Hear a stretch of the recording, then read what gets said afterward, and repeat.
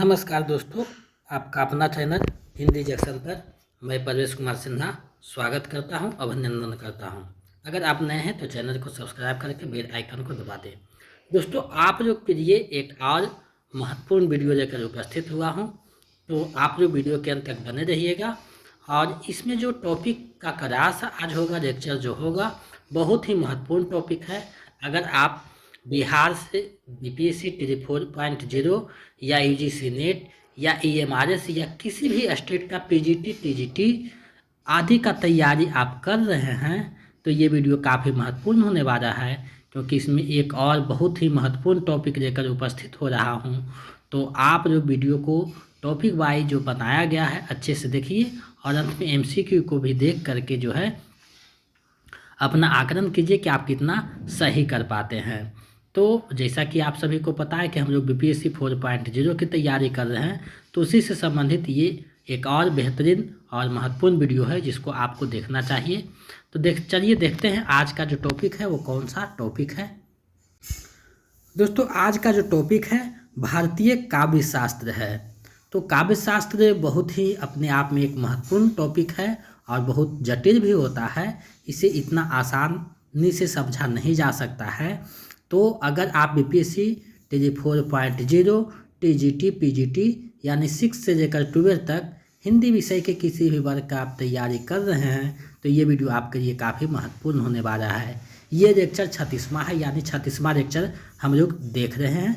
इससे पहले 1 से 35 तक करवा दिया गया है। अगर आप नहीं देखें तो प्लेलिस्ट वीडियो के डिस्क्रिप्शन में है, चैनल पे है, आप वहां से देख सकते हैं। साथ ही साथ जो प्रैक्टिस सेट हुआ है उसका भी प्लेलिस्ट का जो है लिंक वीडियो के डिस्क्रिप्शन में देख सकते हैं। इस वीडियो में हम भारतीय काव्य शास्त्र के बारे में विस्तार से जानेंगे और उससे संबंधित जो एमसीक्यू है उसको देखेंगे, क्योंकि एमसीक्यू जब तक आप नहीं देखिएगा तो पता नहीं चलता है कि कैसे प्रश्न पूछा जाता है, कैसे प्रश्न पूछा गया है। तो आप लोग जो है वीडियो के अंत तक बने रहिएगा, क्योंकि बहुत ही जटिल और महत्वपूर्ण टॉपिक है। किसी भी हिंदी से संबंधित जो कंपटीशन का एग्ज़ाम है उसमें यहाँ से प्रश्न पूछे जाते हैं, तो ये काफ़ी महत्वपूर्ण टॉपिक है। तो आप लोग वीडियो के अंत तक बने रहिएगा। अगर बीपीएससी 4.0 का नोट्स और प्रैक्टिस सेट प्रीवियस सेट पाना चाहते हैं तो हमारे नंबर 72 61 81 53 07 पे किसी भी माध्यम से आप पेमेंट कर सकते हैं, गूगल पे, फ़ोन पे, पेटीएम, और उसका स्क्रीनशॉट लेकर हमें इसी नंबर पे व्हाट्सएप कर दीजिए। तो हम इधर से आपको जो है notes, practice set, previous set उपलब्ध करवा देंगे। ए स्टेट के लिए आपको 199 रुपया पेमेंट करना है। तो चलिए बिना देर करते हुए आज के टॉपिक को देखते हैं। तो चलिए चलते हैं। चलिए हम लोग टॉपिक को देखते हैं। काव्य से संबंधित विविध पक्षों का अध्ययन करने वाले शास्त्र को काव्य शास्त्र कहा जाता है। इसमें काव्य के रक्षण, हेतु, प्रयोजन, हेतु मतलब कारण, प्रयोजन मतलब उद्देश्य, गौण दुसादी का विवेचन किया गया है। आधुनिक काल में काव्य के स्थान पर साहित्य शब्द प्रचलित हो गया। ऐसे में काव्य शास्त्र को साहित्य शास्त्र कहा जाने लगा। यहाँ देखिए कुछ बातें निकल कर आई कि आधुनिक युग में जो है काव्य शास्त्र के स्थान पर साहित्य शास्त्र का प्रयोग होता है। अब चलिए जो है आगे बढ़ते हैं, कुछ पॉइंट देखते हैं। तो काव्य शास्त्र के संप्रदाय, उनके प्रवर्तक तथा उनके ग्रंथ इस प्रकार हैं, यहाँ दिया गया है। यहाँ से जो है प्रश्न पूछे जाते हैं। आपको ये चीज़ें 2-4 बार पढ़कर आपको दिमाग में बैठाना होगा, क्योंकि यहाँ से प्रश्न पूछे जाते हैं। पिछले बार टीजीटी में लगभग 2 से 3 प्रश्न काव्य शास्त्र से पूछे गए थे, भारतीय काव्य शास्त्र से। तो हो सकता है इस बार पीजीटी में भी पूछ दे, क्योंकि सिलेबस सिर्फ एनसीईआरटी एससीईआरटी कर दिया है, लेकिन वैसा कुछ पूछता नहीं है। तो हम लोग जो है सभी चीज़ों को देखेंगे, क्योंकि हो सकता है यहाँ से भी अगर 1-2 प्रश्न पूछ दे तो हम लोग आसानी से उसका आंसर कर पाएँ। तो मैंने सोचा कि ये महत्वपूर्ण टॉपिक है, इसलिए पढ़ा दिया जाए ताकि आपका तैयारी अच्छे ढंग से हो सके। क्योंकि बीपीएससी है, कहाँ से भी क्वेश्चन पूछेगा कोई पता नहीं, तो ये टॉपिक से हो सकता है इस बार क्वेश्चन पूछ दे। तो इसी उद्देश्य से मैंने इसको यहाँ प्रस्तुत करने का साहस किया है। तो देखिए यहाँ पे संप्रदाय है, इधर उसके प्रवर्तक आचार्य हैं, और इधर जो है ग्रंथ है, यानी भरत मुनि है तो उनका ग्रंथ है, यानी इधर रचना प्रवर्तक है, उधर उसका ग्रंथ है। तो सबसे पहले रस संप्रदाय है, जिसके प्रवर्तक भरत मुनि हैं। इसकी जो पुस्तक है नाट्यशास्त्र है। अलंकार संप्रदाय के प्रवर्तक भामा है, इसके पुस्तक हैं काव्यालंकार। रीति संप्रदाय के प्रवर्तक वामन है, जिसके पुस्तक है काव्य अलंकार सूत्र। ध्वनि संप्रदाय है जिसके प्रवर्तक आनंदवर्धन है, इसके पुस्तक है ध्वन्यालोक। वक्रोक्ति संप्रदाय है जिसका पुस्तक संप्रदायक है यानी आचार्य प्रवर्तक है कुंतक, और वक्रोक्ति जीवितम इसकी पुस्तक है। उसके बाद अंतिम में जो है औचित्य संप्रदाय है जिसके प्रवर्तक क्षेमेंद्र हैं, औचित्य विचार चर्चा इसकी पुस्तक है। तो मुख्यतः जो है काव्यशास्त्र में 6 संप्रदाय आते हैं जो यहाँ से प्रश्न पूछा जाता है। एक कि हिंदी से संबंधित कोई भी एग्जाम हो उसमें यहाँ से प्रश्न बनते हैं, तो हमें लगा कि पीजीटी में भी प्रश्न पूछा जाएगा, इसलिए मैंने यहाँ समाहित किया है। आपकी तैयारी टीजीटी से नेट लेवल पर की जा रही है ताकि आप कहीं से भी कमज़ोर ना हो। कल से हम लोग जो है SCRT बुक को देखेंगे। आज जो है काव्यशास्त्र को ख़त्म करेंगे, भारतीय काव्यशास्त्र इसमें हो गया, और शाम तक हम लोग पाश्चात्य काव्यशास्त्र को देख लेंगे, क्योंकि यहाँ से प्रश्न भी पूछे गए थे टीजीटी में, तो हो सकता है पीजीटी में प्रश्न पूछे जाए। तो हम लोग जो है सभी दृष्टि से तैयारी करके जाएंगे ताकि एग्जाम में हम लोग अच्छे स्कोर कर सकें। चलिए आगे हम लोग बढ़ते हैं। नोट में देखिए यहाँ लिखा हुआ है, भरत मुनि ने नाट्य शास्त्र को पंचम वेद कहा है। कहीं कहीं नाटक को पंचम वेद कहा है, ये भरत मुनि ने है। इसमें जो है 36 अध्याय तथा 5000 श्लोक है। भरत मुनि ने नाट्य शास्त्र में 10 गुण, 10 दोष तथा 4 अलंकार की मीमांसा की यानी चर्चा की है। ये अपने नाट्य शास्त्र में 8 रसों का उल्लेख किया है। भरत मुनि ने संचारी भावों की संख्या 33 मानी है। ये सारे महत्वपूर्ण बिंदु हैं, यहाँ से प्रश्न पूछे जा सकते हैं कि गुणों की संख्या कितनी मानी है, दोषों की संख्या कितनी मानी है, नाट्य शास्त्र में कितने अलंकार का उल्लेख हुआ है, नाट्य शास्त्र में कितने रसों की चर्चा की गई है। तो ये सारी चीज़ पूछा जा सकता है, तो आप लोग इसको अच्छे से कीजिएगा, क्योंकि परीक्षा की दृष्टि से आपको रिविजन करना ही होगा ताकि आप अच्छे स्कोर से जो है रिजल्ट ला सकें, क्योंकि इस बार कंपटीशन ज़्यादा होने वाला है, तो आप लोग को सटीक मेहनत करना होगा। चलिए आगे हम लोग बढ़ते हैं।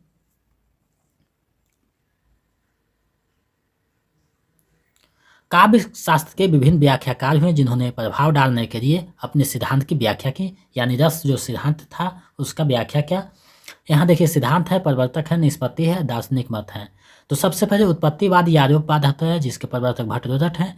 इसकी निष्पत्ति है उत्पत्ति, और दार्शनिक मत है मीमांसा, यानी मीमांसा दार्शनिक से दर्शन से प्रभावित है।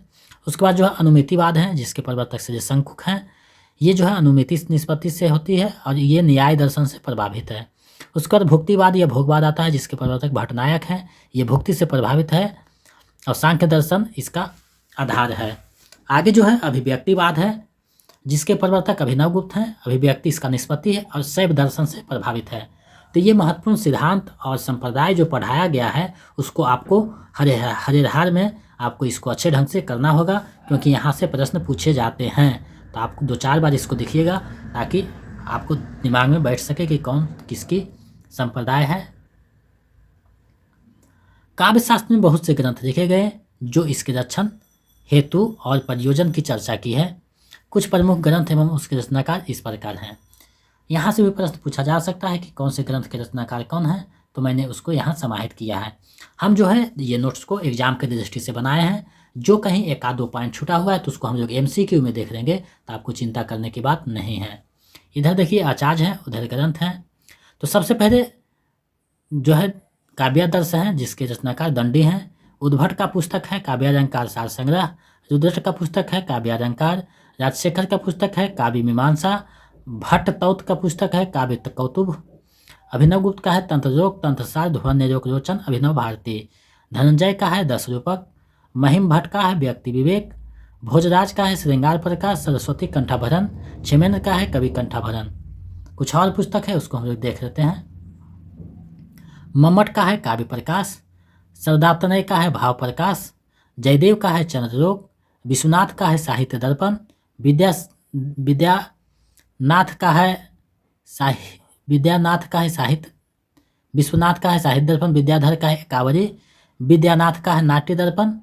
भानुदत्त का है रसमंजरी और रसतरंगिणी। रूप गोस्वामी का है उज्ज्वल निर्मणी। अपय दीक्षित का है चित्र मीमांसा।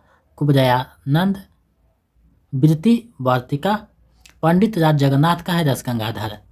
तो ये जो महत्वपूर्ण पुस्तकें थी, संप्रदाय थी, प्रवर्तक उसके थे, सिद्धांत थे, ये सारे को मैंने आप लोगों के समक्ष प्रस्तुत किया, क्योंकि ये जो है एग्जाम की दृष्टि से महत्वपूर्ण थे। अब जो है हम लोग आगे बढ़ते हैं। तो संस्कृत आचार्यों के काव्य रचन से संबंधित कुछ कथन इस प्रकार हैं, यानी सभी ने अपने अपने अनुसार काव्य के दर्शन को बताया है। तो यहाँ संस्कृत के आचार्य को देते हैं सबसे पहले। तो पहला है विभावानुभावा व्यभिचारी संयोगा रस निष्पत्ति। ये जो रस सूत्र है भरत मुनि का है। शब्दार्थों सहितो काव्यम भामा का है। ननु शब्दार्थों काव्यम रुद्रट का है। रमणीयार्थ प्रतिपद का शब्द काव्यम जगन्नाथ का है। वाक्यम रसात्मकम काव्यम विश्वनाथ का है। तो ये महत्वपूर्ण रस सूत्र था जिसको मैंने यहाँ प्रस्तुत किया। अब जो है आधुनिक युग के हिंदी आचार्यों व कवियों ने काव्य दर्शन से संबंधित कुछ कथन इस प्रकार दिया है जिसको आप लोगों के समझ प्रस्तुत कर रहा हूँ। तो सबसे पहले महावीर प्रसाद द्विवेदी का है, ज्ञान राशि के संचित कोश का नाम साहित्य है।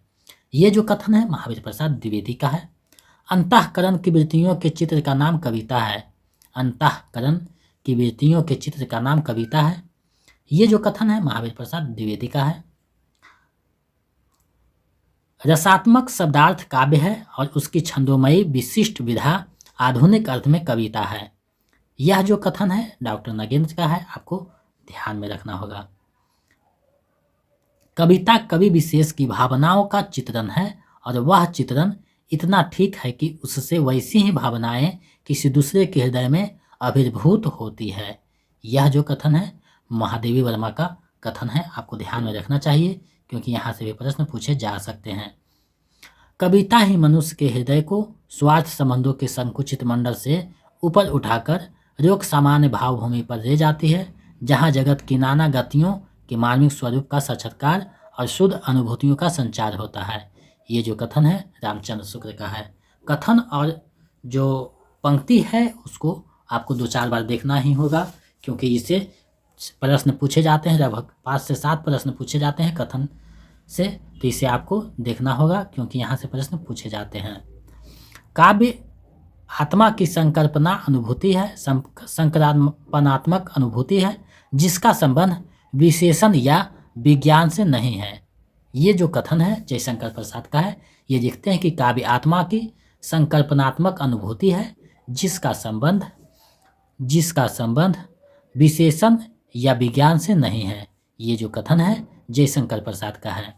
साहित्य वह है जिसे चरस खींचता हुआ किसान भी समझ सके और खूब पढ़ा लिखा भी समझ सके। ये जो कथन है महात्मा गांधी का है। अब जो है कुछ महत्वपूर्ण बिंदु है इससे संबंधित, उसको हम लोग देखते हैं। तो काव्य शास्त्र में सर्वप्रथम साधारणीकरण का सूत्रपात भट्ट नायक ने किया था। इन्होंने अपने सिद्धांत में काव्य के 3 व्यापार घोषित किए हैं, अभिधा, भावकत्व, भोजकत्व। अभिनवगुप्त के अनुसार मूलतः रसों की संख्या 9 है। धनंजय ध्वनि विरोधी आचार्य थे। इनकी 10 रूपक 4 प्रकाश में बटा हुआ है। भरत मुनि ने रस और भाव का विवेचन नाट्य शास्त्र के 6म एवं 7वें अध्याय में किया है। रस की सर्वप्रथम व्याख्या भरत मुनिकृत नाट्य शास्त्र में मिलती है। भक्ति को रस के रूप में प्रतिष्ठित करने वाले आचार्य रूप गोस्वामी हैं, यानी रूप गोस्वामी ने ही जो है भक्ति को रस के रूप में प्रतिष्ठित किया है। अब जो है इससे संबंधित महत्वपूर्ण जो MCQ है उसको हम लोग देखते हैं क्योंकि परीक्षा में जो है MCQ पूछे जाते हैं। तो उसी फॉर्मेट में हम लोग महत्वपूर्ण जो प्रश्न है उसको देखते हैं ताकि एग्जाम में हम लोग अच्छे स्कोर कर सकें। आप लोग जो है नोट्स दिया गया है, जो पुस्तक दिए हैं उसका अच्छे से रिवीजन कीजिए क्योंकि जितना ज़्यादा आप रिवीजन कीजिएगा उतना आपका जो है परफॉर्मेंस बढ़ेगा, सुधरेगा। तो आप लोग समय निकाल कर पढ़ाई में लगाएं ताकि आप अच्छे स्कोर कर सकें। पहला MCQ है, पहला प्रश्न है, भरत मुनि के रस सूत्र की अनुमितिवाद पर आश्रित व्याख्या किस आचार्य की है? भरत के रस सूत्र की अनुमितिवाद पर आश्रित व्याख्या किस आचार्य की है आपको बताना है। विकल्प आपके सामने है। तो अनुमितिवाद के प्रवर्तक कौन है आपको बताना है, यही कहने का तात्पर्य है। तो आप लोग ऊपर में पढ़े हैं, इसका आप लोग सही जवाब दे रहे हैं, विकल्प घ सही हो जाएगा। आचार्य शंकुक अनुमितिवाद के प्रवर्तक हैं। चलिए आगे बढ़ते हैं। उत्पत्तिवाद या आरोपवाद किस सिद्धांत से प्रभावित है? यानी उत्पत्तिवाद या आरोपवाद पर किस सिद्धांत जो है हावी है, किससे प्रभावित है आपको बतानी है। विकल्प आपके सामने है। तो इसका जो सही आंसर है विकल्प ख हो जाएगा, मीमांसा दर्शन का प्रभाव है। चलिए हम लोग नेक्स्ट नेक्स्ट प्रश्न की ओर बढ़ते हैं। तीसरा प्रश्न है, औचित्य संप्रदाय के प्रवर्तक हैं। औचित्य संप्रदाय के प्रवर्तक हैं कौन, बताना है आपको। विकल्प आपके सामने हैं। तो इसका जो सही आंसर है विकल्प ग हो जाएगा। औचित्य संप्रदाय के 6 मेंबर हैं। चलिए नेक्स्ट प्रश्न देखते हैं। चौथा प्रश्न है, भरत मुनि ने नाट्य शास्त्र में कितने रसों का उल्लेख किया है। भरत मुनि ने नाट्य शास्त्र में कितने रसों का उल्लेख किया है आपको बताने हैं। विकल्प आपके सामने है। तो ये बहुत जाना पहचाना पुराना क्वेश्चन है, आप लोग इसका सही जवाब दे पा रहे हैं। विकल्प ग यानी 8 रसों का उल्लेख हुआ है। चलिए नेक्स्ट प्रश्न देखते हैं। पांचवा प्रश्न है, कविता ही मनुष्य के हृदय को स्वार्थ संबंधों के संकुचित मंडल से ऊपर उठाकर रोग सामान्य भावभूमि पर ले जाती है, जहाँ जगत की नाना गतियों के मार्मिक स्वरूप का साक्षात्कार होता है और शुद्ध अनुभूतियों का संचार होता है। उपयुक्त कथन किसका है, यानी यह जो कथन है किस आचार्य का है आपको बताना है। विकल्प आपके सामने है। तो इसका जो सही आंसर है विकल्प घ हो जाएगा, रामचंद्र शुक्ल का है। चलिए नेक्स्ट वन देखते हैं। वाक्यम रसात्मकम काव्यम किसका सूत्र है। ये जो है किसका सूत्र है आपको बताना है। मैंने जो है 4 विकल्पों को यहाँ संग्रहित किया है ताकि आप जो है बीपीएससी के अनुसार सही जवाब दे सकें, क्योंकि इस बार जो है 4 ही विकल्प रहेगा, तो आपको 4 ही विकल्प का प्रिपरेशन हम करवाएंगे ताकि आप एग्जाम में हूबहू माहौल महसूस कर सकें, क्योंकि निगेटिव मार्क रहेगा नहीं। कहा जा रहा था कि रहेगा, लेकिन स्पष्ट हो गया नोटिफिकेशन में इस बार जो है निगेटिव मार्क नहीं रहेगा और 4 ही विकल्प दिए जाएंगे, तो उसी के अनुसार हम लोग तैयारी करेंगे और कर रहे हैं। तो छठा प्रश्न जो है उसका सही आंसर क्या होगा आपको बताना है। तो इसका जो सही आंसर है विकल्प ख हो जाएगा, विश्वनाथ का ये सूत्र है। चलिए आगे बढ़ते हैं नेक्स्ट प्रश्न की ओर। मैं साहित्य को मनुष्य की दृष्टि से देखने का पक्षपाती हूँ, यह किस आचार्य की युक्ति है। मैं साहित्य को मनुष्य की दृष्टि से देखने का पक्षपाती हूँ, यह किस आचार्य की पंक्ति है आपको बताना है, किसकी उक्ति है, किसका कथन है। तो इसका जो सही आंसर है विकल्प क हो जाएगा, महावीर प्रसाद द्विवेदी का ये उक्ति है। चलिए आगे बढ़ते हैं अगले प्रश्न की ओर। 8वां प्रश्न है, वक्रोक्ति संप्रदाय के विरोधी आचार्य हैं। वक्रोक्ति संप्रदाय के विरोधी आचार्य कौन है आपको बताना है, किसने वक्रोक्ति संप्रदाय का विरोध किया है। तो इसका जो सही आंसर है विकल्प क हो जाएगा, रुद्रट जो है विरोधी आचार्य हैं। चलिए आगे बढ़ते हैं अगले प्रश्न की ओर। 9वां प्रश्न है, निम्नलिखित में से कौन रस सूत्र के व्याख्याता नहीं है, यानी किसने रस सूत्र का व्याख्या नहीं किया है आपको बताने। विकल्प आपके सामने हैं।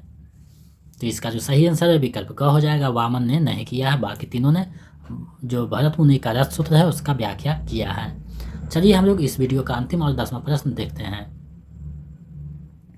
10वां प्रश्न है, निम्नलिखित आचार्यों को उनके संप्रदायों के साथ सही सुमेलित कीजिए। निम्नलिखित आचार्यों के उनके संप्रदायों के साथ सही सुमेलित करना है। विकल्प आपके सामने है, सही विकल्प का चयन करना है। तो भरत मुनि का रस सूत्र है क 4, यानी क आंसर हो जाएगा। इसमें 10 का क हो जाएगा क्योंकि सही विकल्प मिल रहा है। आनंदवर्धन जो है ध्वनि का है, कुंतक जो है वक्रोक्ति का है, वामन रीति का है। तो इसका जो सही आंसर है विकल्प क हो जाएगा। तो दोस्तों आज मैंने आप लोगों को भारतीय काव्य शास्त्र में के बारे में जो है विस्तार से चर्चा किया, एक एक पॉइंट को चर्चा किया और उससे संबंधित जो MCQ है उसको भी बताया। तो हमें पूरा विश्वास है, भरोसा है कि आपकी तैयारी में महत्वपूर्ण भूमिका निभाएगी। आप 6 से लेकर 12 तक किसी भी वर्ग का तैयारी आप कर रहे हैं तो ये जो है बहुत बेहतरीन जो है टॉपिक है, जो कि प्रश्न यहाँ से भी पूछे जाते हैं, क्योंकि BPSC कोई सिलेबस नहीं जारी करता है तो कहीं से भी प्रश्न पूछने के लिए स्वतंत्र है। तो ये बहुत ही महत्वपूर्ण जो है टॉपिक है, तो आप लोग इसको अपने जो है कीमती समय देकर देखें। इसके लिए जो है बहुत बहुत आभार। और आप लोग जो है वीडियो को जो चैनल है उस पर बहुत अच्छा वीडियो डाला हुआ है, आप देख सकते हैं। टॉपिक वाइज MCQ भी है और प्रैक्टिस सेट है, तो आज आप ये सब चीज़ों को देख करके अपनी तैयारी को बेहतर कर सकते हैं। अगर BPSC 4.0 का नोट्स और प्रैक्टिस सेट प्रीवियस सेट पाना चाहते हैं तो हमारे नंबर 72 61 81 53 07 इस पे 249 रुपया पेमेंट करके स्क्रीनशॉट भेज दीजिए तो व्हाट्सएप पे, तो इधर से आप नोट्स प्रैक्टिस सेट उपलब्ध करवा देंगे पीडीएफ में। और ए स्टेट के लिए जो है 199 इसी नंबर पर पेमेंट करके भेज सकते हैं। अगर मेरा नोट्स और प्रैक्टिस सेट रखते हैं तो अलग से हिंदी की कोई भी पुस्तक लेने की आवश्यकता नहीं है, काफ़ी है। तो इन सारी चीज़ों से जुड़ करके अपनी तैयारी को बेहतर कर सकते हैं। तो बहुत बहुत धन्यवाद मेरे साथ बने रहने के लिए। मिलते हैं एक नई वीडियो में। जय हिंद।